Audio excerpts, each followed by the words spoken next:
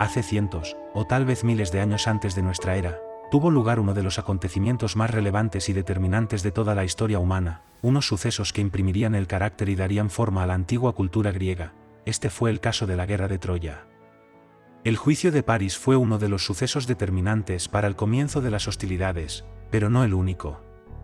Aunque la decisión que tomó París en su juicio está considerada como el desencadenante de la famosa guerra, solo se trataba de uno más de los eslabones en una larga cadena de acontecimientos anteriores, ya que la guerra estaba sentenciada desde que el omnipotente Zeus la había planeado en sus divinos pensamientos, haciendo partícipe de sus planes a la hermosa Nereida Tetis, que según se afirmaba, alumbraría un hijo más poderoso que su propio padre.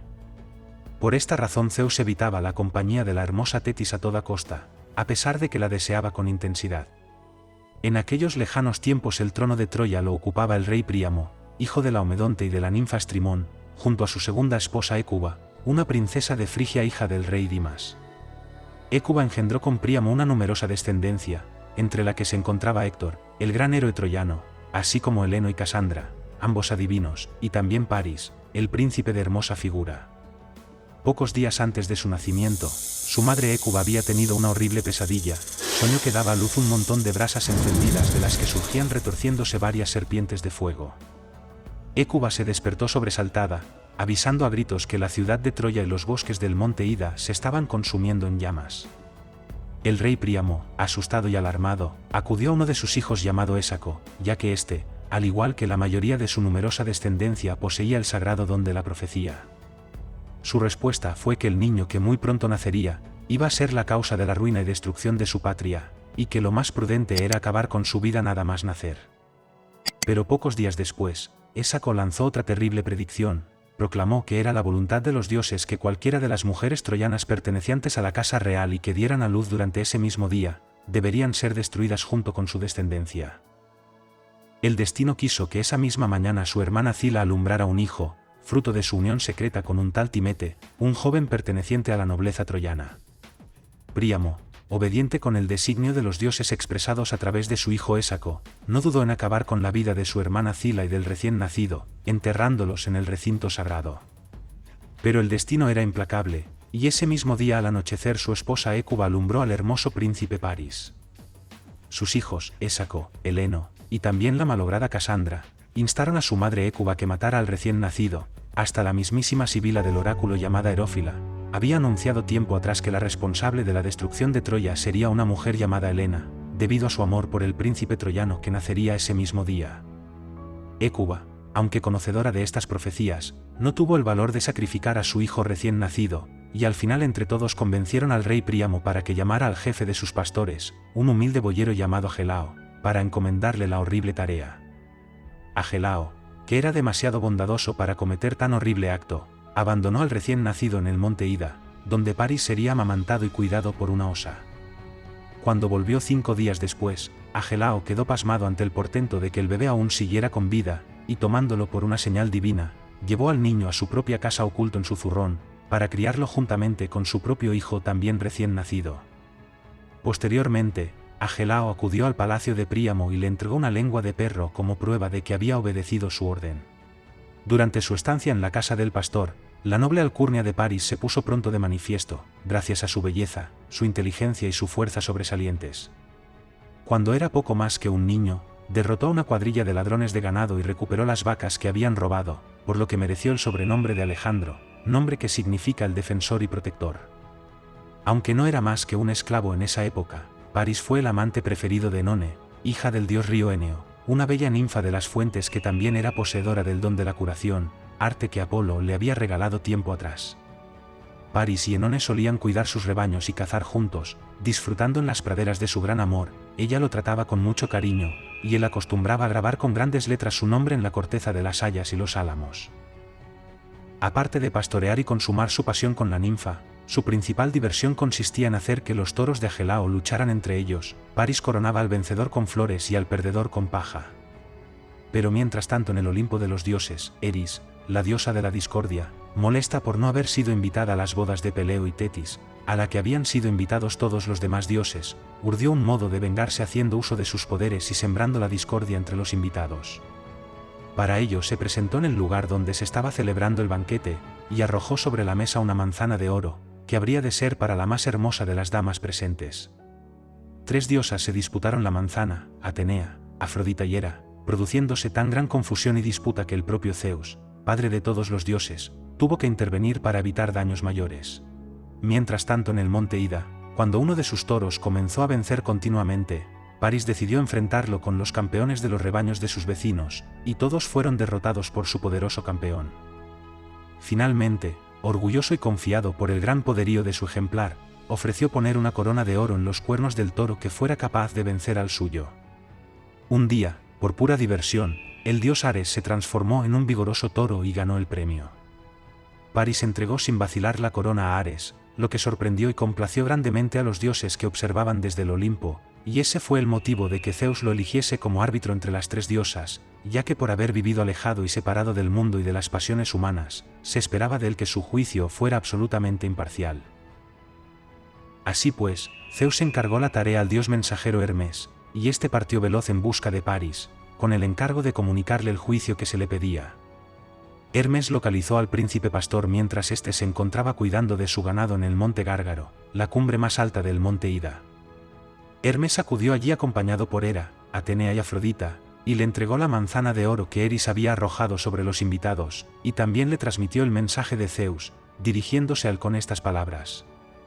Hermoso Paris, puesto que eres tan bello como sabio en los asuntos del corazón, Zeus te ordena que juzgues cuál de estas 3 diosas es la más bella, según tu propio criterio.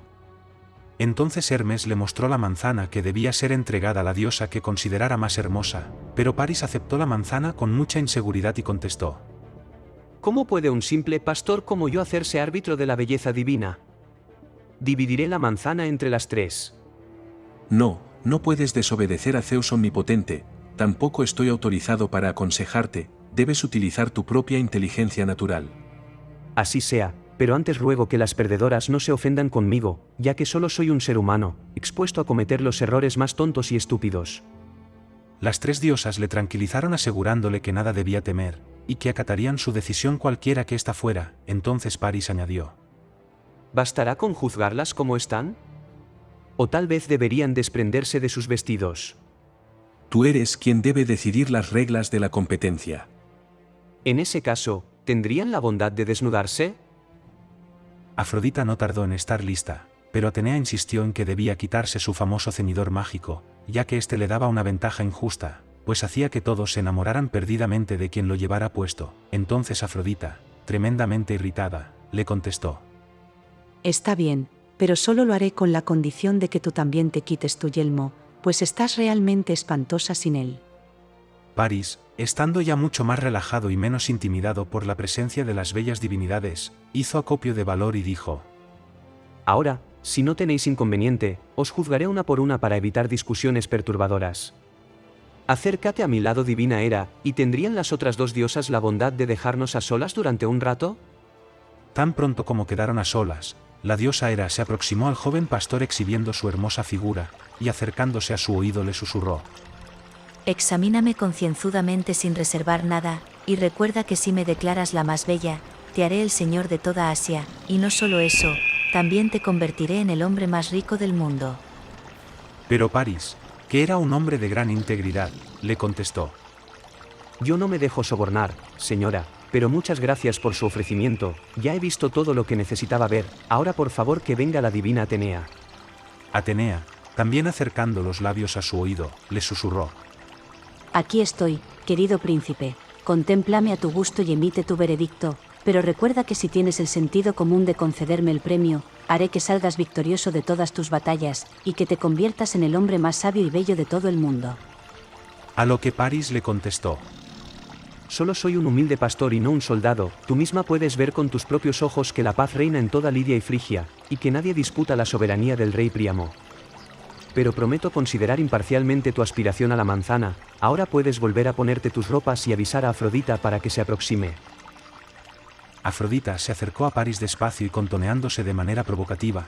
Ante tal visión Paris se ruborizó al instante porque Afrodita se acercó tanto, que podía sentir el calor de su divina piel que sutilmente rozaba sus mejillas. Entonces la diosa le dedicó estas palabras: Examíname cuidadosamente, por favor, sin pasar nada por alto, no temas en explorar mi cuerpo, no solo con tus ojos, puedes usar también tus manos y tu boca, y así sentirás en tus labios, y en las yemas de tus dedos, el húmedo calor y el dulce sabor que la divina pasión genera.